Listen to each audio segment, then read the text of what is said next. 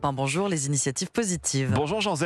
Bonjour Alexandre, bonjour Ambline. Bonjour. Les sapins de Noël, Oui. qui jonchent d'ailleurs les trottoirs en ce moment. Oui. Les sapins de Noël, ça se recycle aussi. Quel œil Alexandre, quel œil, oui, vous les avez vus. D'ailleurs, c'est sans doute l'arbre qui connaît la plus grande décote entre l'aura, on va dire, de début décembre et la gêne, on va dire, un petit peu de début janvier. L'embarrassement. Oui. C'est ça, on est un peu Dire ça embarrassé comme une fois les fêtes passées. Alors, plusieurs solutions s'offrent à nous.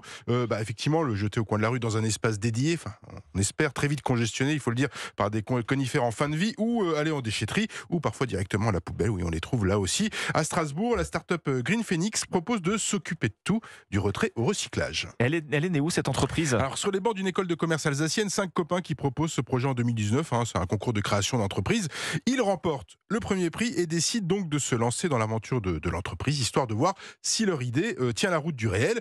Et c'était bien vu. En 2021, ils comptaient une cinquantaine de sapins ramassés, puis 150 l'an dernier. Et ils espèrent en récupérer plus de 200 cette année. Il fonctionne comment ce service? Alors, je l'ai dit, Green Phoenix s'occupe de tout. Ils viennent chercher le sapin chez vous ou dans les entreprises avant de les faire recycler chez des sociétés partenaires spécialistes de la question.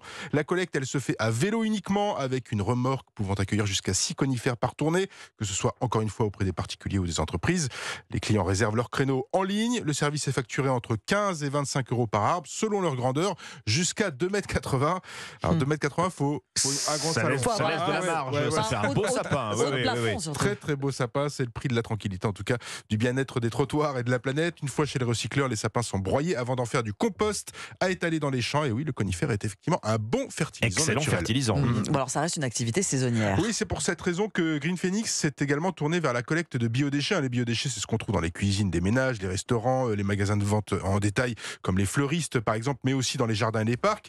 Ce service a d'abord été proposé à Strasbourg, toujours en vélo cargo, ils insistent, puis à Metz. Et depuis sa naissance, Green Phoenix a parcouru environ 20 000 km en vélo, bon courage à eux, et a valorisé 400 tonnes de biodéchets. Ça, c'est chouette, une idée d'entrepreneur qui pourrait se généraliser dans les grandes villes de France. Idée à suivre, effectivement. Merci Jean Z. Merci à vous. Les initiatives à demain, Jean, sur Europe 1.